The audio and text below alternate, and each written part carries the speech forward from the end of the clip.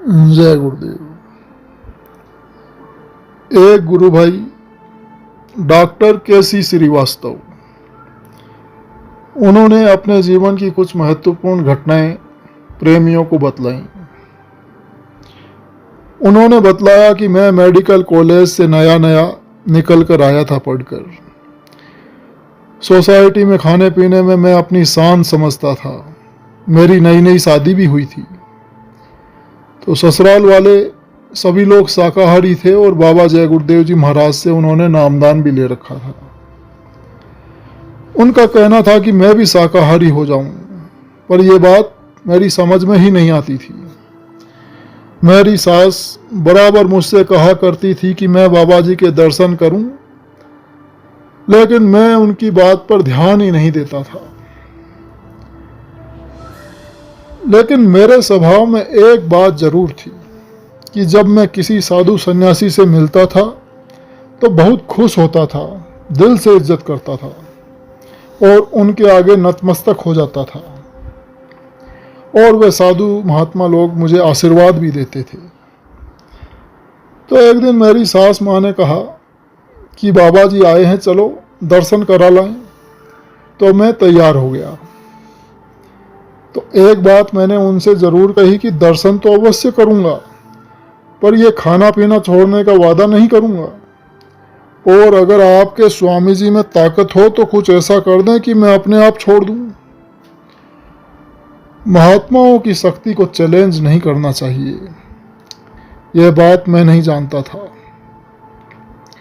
उसी शाम मैं अस्पताल से आया और अपनी सासू माँ के साथ इलाहाबाद लूकरगंज मोहल्ले में सेठ कन्हैया लाल जी की कोठी पर गया, जहाँ परम पूज्य स्वामी जी महाराज ठहरे हुए थे।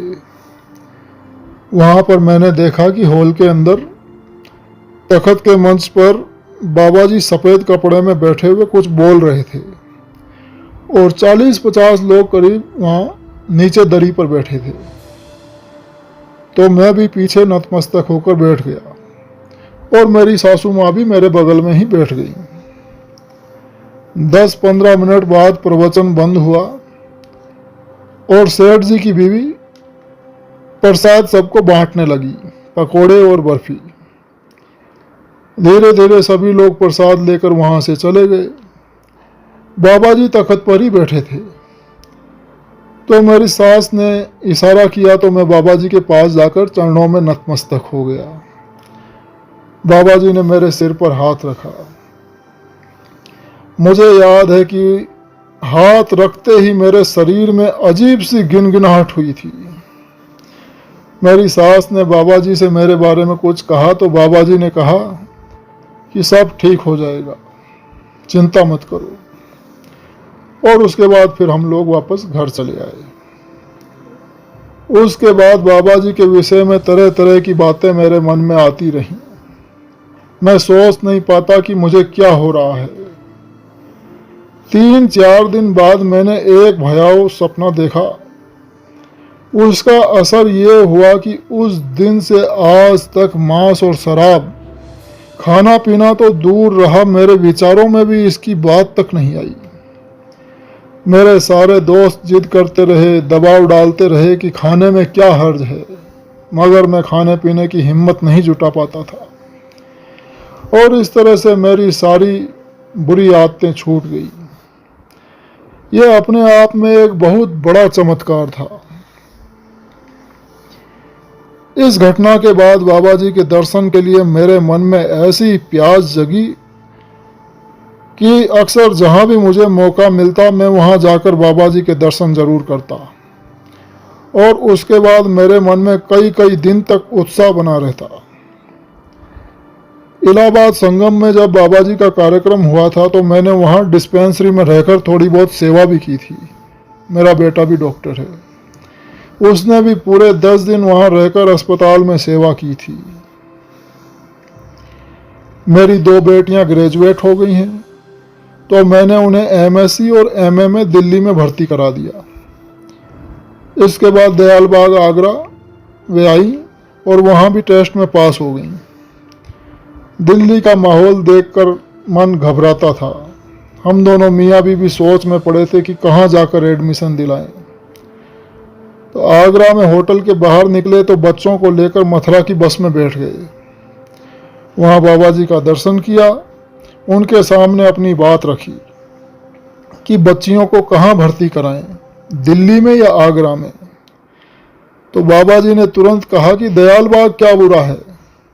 बस जवाब मिल गया और दयाल बाग यूनिवर्सिटी में बच्चियों का दाखिला करा दिया। लड़कियों से मिलने जाते थे तो बाबा जी के दर्शन भी हो जाते थे। जब आगरा आते तो मथुरा ज़रूर जाते। बाबा जी की दया से मेरे बेटे और दोनों बेटियों की शादी बहुत अच्छी हुई और शाकाहारी परिवार मिला। जैसा कि मैं सोच रहा था कि लड़कियों की शादी में काफ़ी परेशानी होगी, तो गुरु की कृपा से ऐसा कुछ भी नहीं हुआ। गुरु महाराज ने हमारी हर बात सुनी और हमारे बच्चों की संभाल आगे भी करेंगे, ऐसा मेरा विश्वास है।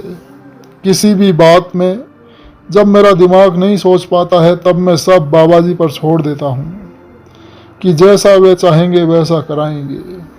बाबा जी ने मेरे जीवन को मोड़कर परमार्थ के रास्ते पर लगा लिया, वरना संसार की कामनाओं और वासनाओं की प्रबल धार में बहकर मैं अपना लोक और परलोक सब कुछ गंवा बैठता। कबीर साहब की ये पंक्तियां मुझे बराबर याद आती रहती हैं। सतगुरु मोरी पकड़ी बाह, नहीं तो मैं बह जाती। जय गुरुदेव।